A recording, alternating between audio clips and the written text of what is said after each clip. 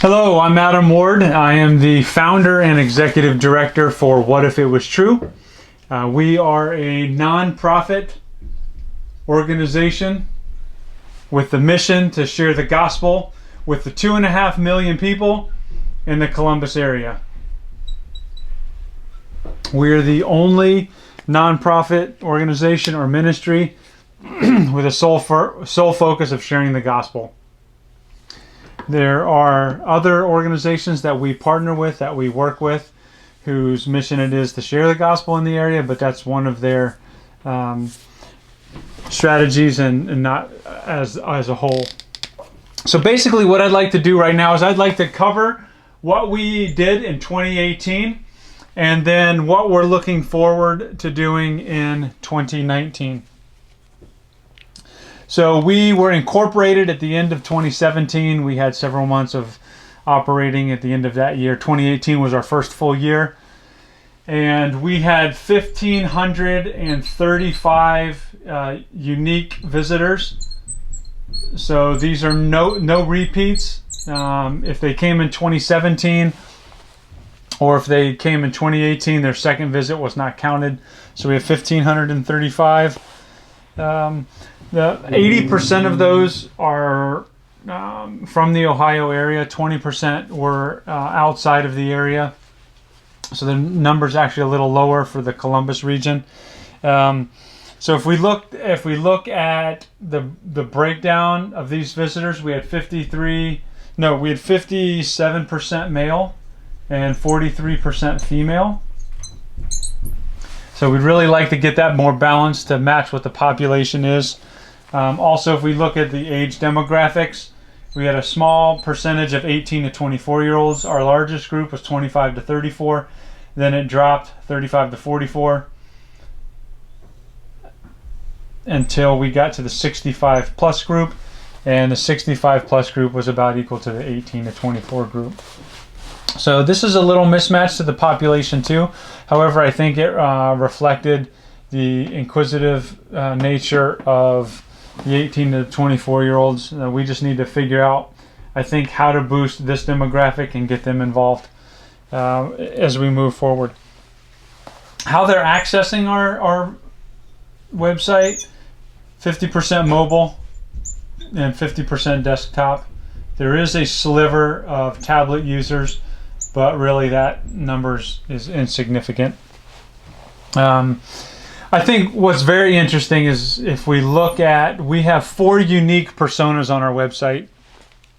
After we present the gospel, we ask, which one do you relate to? And the first, one of the areas, or the biggest area, we have at 38% of people that responded were believers. And so that doesn't surprise us, matches with George Barna, the Barna Group's research for the Columbus area. 24% said they don't believe in, that there is no God, or they don't believe in God, which to me that was a pretty high number. We didn't expect it to be that high. It seemed a little higher than the Barna Group research. Then there's another group almost equal to that size, 23%, that said it's not for me.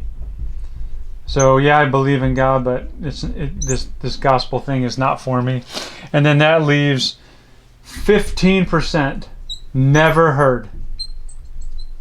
So that, I think, if you look at that number and you look at the 2.5 million, we've got somewhere between 300 and 400,000 people in the Columbus area that have never heard the gospel. We have a significant amount of immigrants here, people from other countries. We also have second and third generation people here that have never heard the gospel. And based on our other research, this is a very close match to it.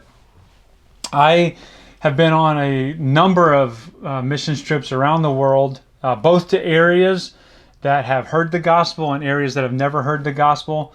And for me, it seemed very easy to get on a plane, go out there, go backpacking, rough it, eat the crazy food, and reach those people. But we have people literally in our backyard. If you're in Columbus and you're considering world missions, we have the world in our backyard. We have hundreds of thousands of people who've never heard the gospel. And if we look at this, almost half of our population is saying God's not for me. I either don't believe it or it's not for me. If we look at what some of the popular publications are, these neo-atheists, they're not really atheists, but they don't think God is part of their lives. We call them agnostics, but the not for me, we need to get the gospel relevant to them, overturn any religious problems they've struggled with or church mishandlings of things, and move forward. So we've got a gold mine here in Columbus and the 2.5 million people that we need to reach. We run on a shoestring budget, so all of our volunteer work is donated. We raised and spent about $4,800 this year, which is, for me, I think is a very low number. We ran very lean. And if we look at what we spent on, so this would be the 2,000 mark or the 1,000 mark. Right here, about 1,500 is on collateral. Collateral would include any of our printed business cards, T-shirts, door hangers, yard signs, anything that's out there that says "What if it was true," and has our website on it. Our website, we spent a significant amount of money, almost $2,000 on the website. All new redesign. I'll talk about that a little bit in the 2019 side. But the tools, the plugins, the stuff that we use associated with the website was there. And then if we look at some of the other stuff, we have services that we spent money on. We have professional fees related to a couple of things that we produced, non-salary based, and then 1099, and then we have another group. So that adds up to just under $5,000 on the stuff that we spent. The last area in 2018. So I'm just going to draw a rough map of 270 here. So we got 71 coming down and heading down towards Cincinnati. We've got 70 coming in from Wheeling, headed out to Indianapolis. 33 on the northwest side, exiting down on the southeast side. We've got 161 coming through New Albany, 315, 670 going by the airport. We've got 6 counties that surround the Franklin County. In those 7 counties, we have 2.18 million people. So the vast majority of the 2.5 are in those 7 counties. There's 4 additional counties that make up the other 400,000. But if we look at this, we mapped 1,010 churches, evangelical churches. So we don't count the non-evangelical. We don't count churches like Scientology or some of those other ones. So these are mapped, verified that they're in existence. We have the first geocoded map of all of these churches in one location. We ranked these churches against 8 criteria. So our goal is not to get people in the churches. Obviously, as a Christian, we want people to be around other believers in the community. But we thought, if we're going to share the gospel and if people want to visit a church, one of our pages on our website is Visit a Church. It's our second most visited page on our website.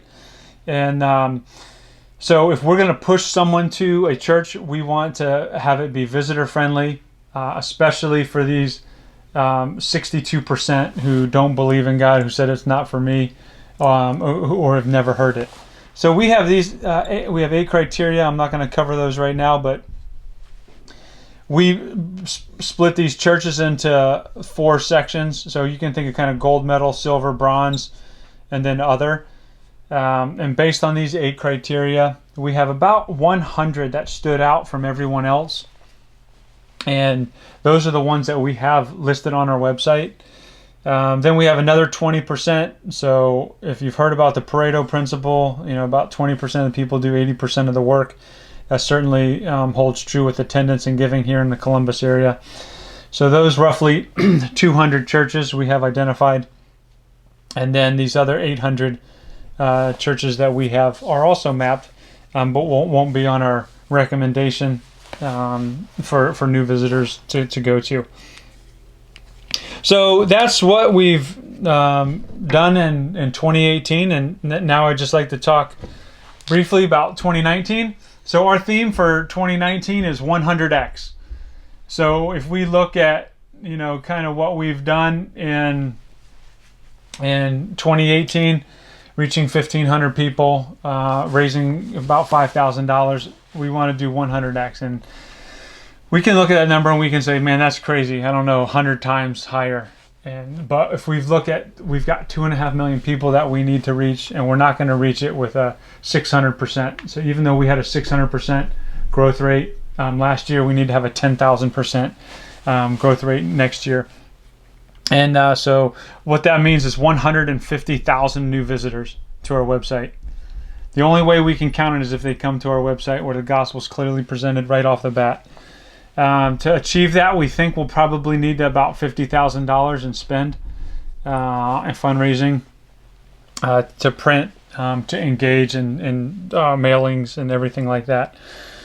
We want to speak at 20 plus churches, and we want to focus that effort on the top 20% churches. So we'd like that 20 to come from the top 20%.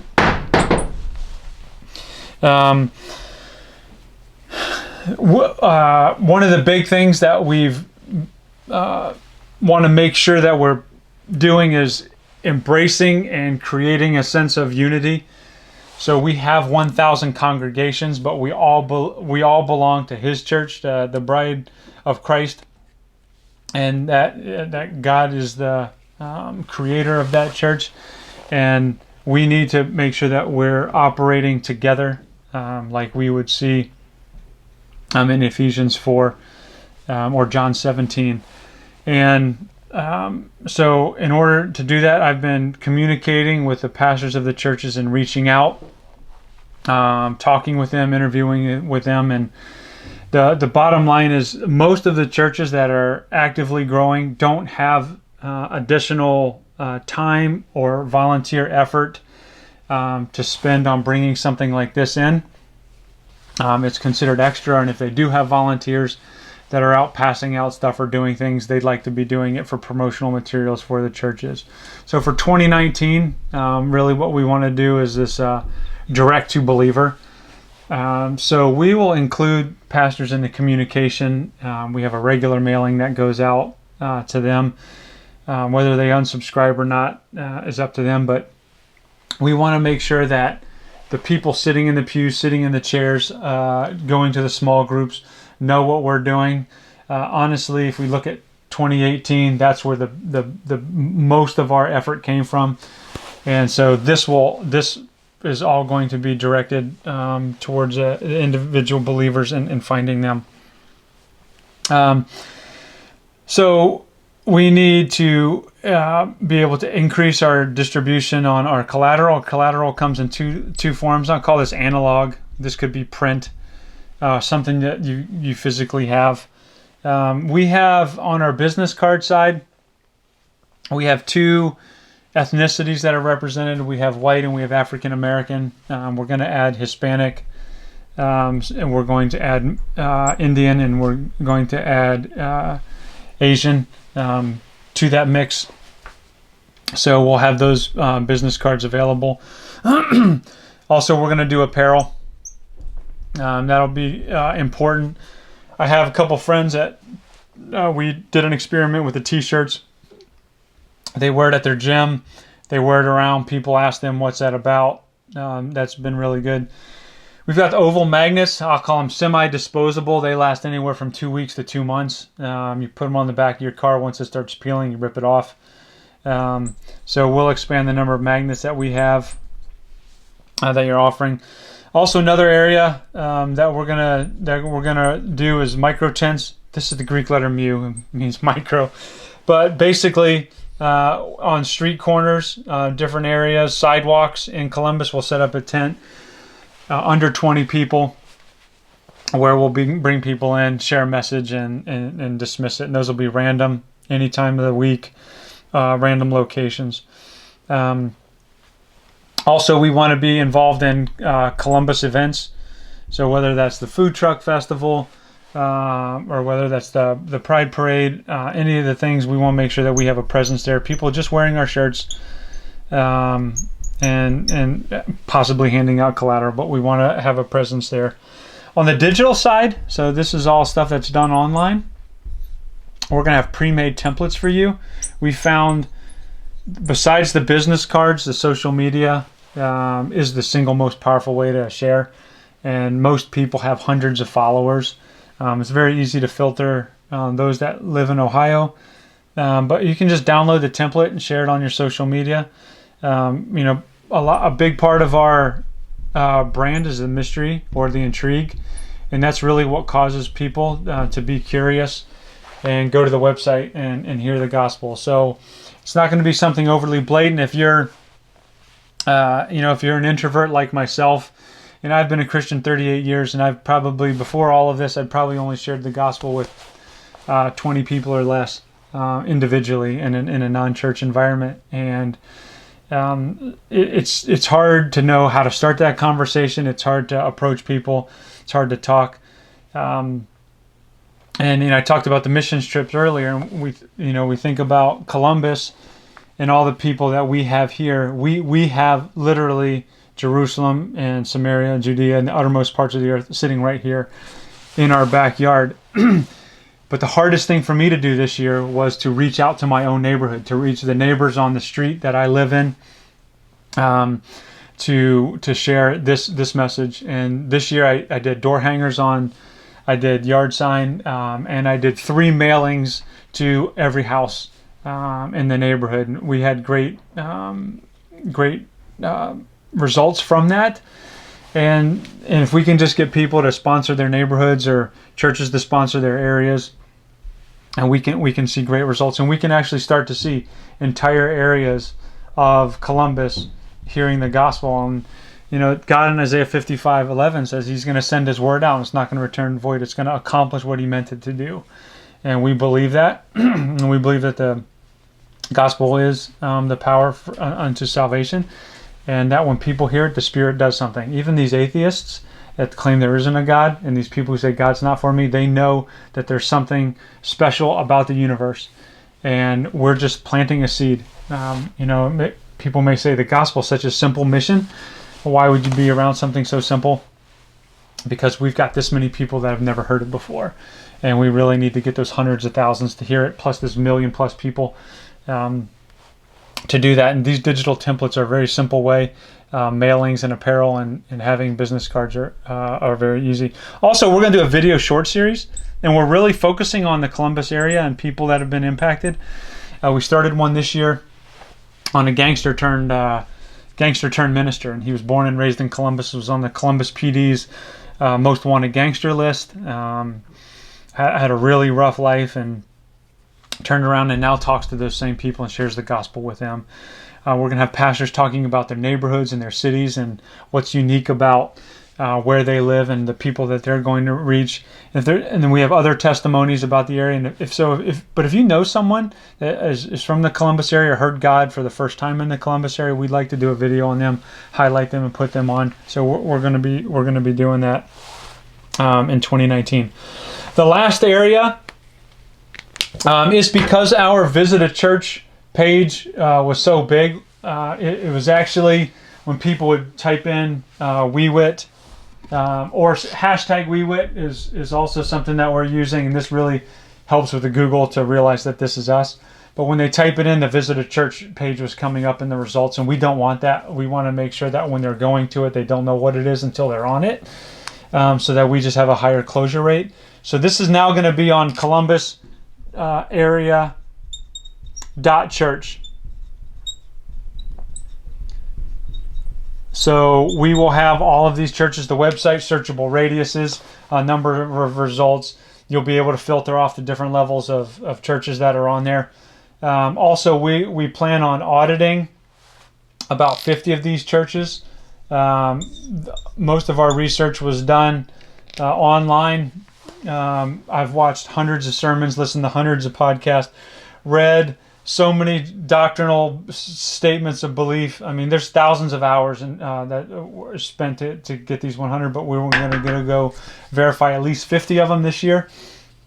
And then we'll be updating additional audit criteria, the visitor friendliness, and this map, and putting the most relevant results. I think this will have its own life and purpose in Columbus. We just don't want it to distract from the what if it was true, and to be able to still be able to access that. So if you're watching this, I appreciate it. If you've been involved, thank you so much. We certainly have a bunch of areas, things that we're doing. Our brand new website was launched, designed by an award-winning designer who's a very talented Columbus native. And if you haven't seen that yet, check it out, WIIWT.com. Some of these 4 personas, if you're watching this early in January, haven't been finalized yet, but those will be very soon. But the page is great. It's mobile friendly, it's desktop friendly to deal with this 50-50 split. And so if you have talents in coding or design or video or any of that stuff, you feel free to talk to us. But really, we just want you to do something as simple as to share a digital image on your social media, or carry a stack of business cards around in your car and throw them in the tip sleeve, leave them on the toilet paper dispenser, put them on a table at an office building. Just really simple things that you can do where you don't have to interact, you don't have to be bold, and you can help someone actually hear the gospel, maybe for the first time. So thanks for listening, and looking forward to an exciting year. Bye-bye.